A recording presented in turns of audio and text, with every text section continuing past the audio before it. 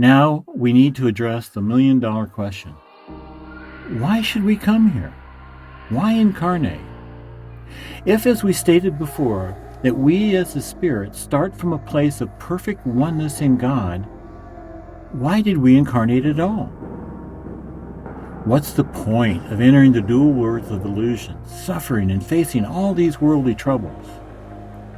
Were we forced to do it by God? No.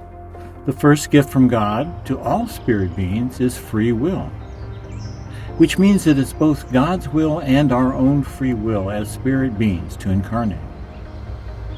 Now that we are incarnated, we don't remember this choice, do we? But why in the world would we choose this? There must be an exceptionally good reason for it, don't you think? Imagine, if you will, that there are two boys and they're born in a room, and they grew up in a room only full of light. They've never seen the darkness.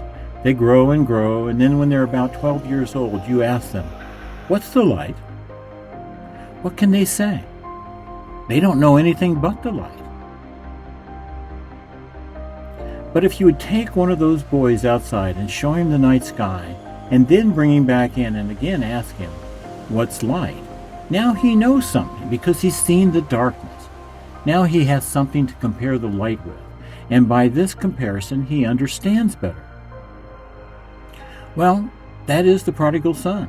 That's the human being who is incarnated into these worlds of shadows, learn by their experiences, and come back to where they start from, the light.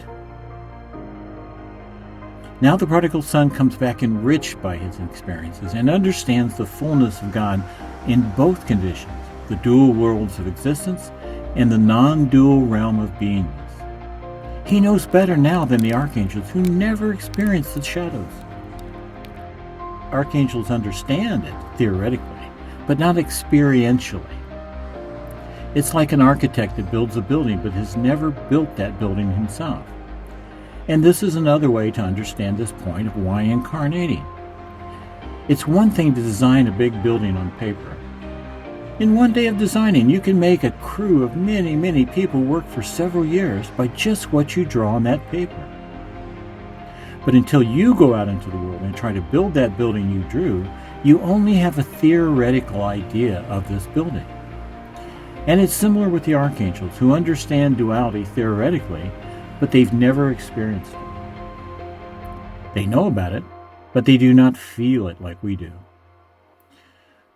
So when we go out into the incarnation to experience duality, to feel it, to know it directly, and that makes us richer, more privileged in understanding than the archangels who never left the oneness of God and experienced duality.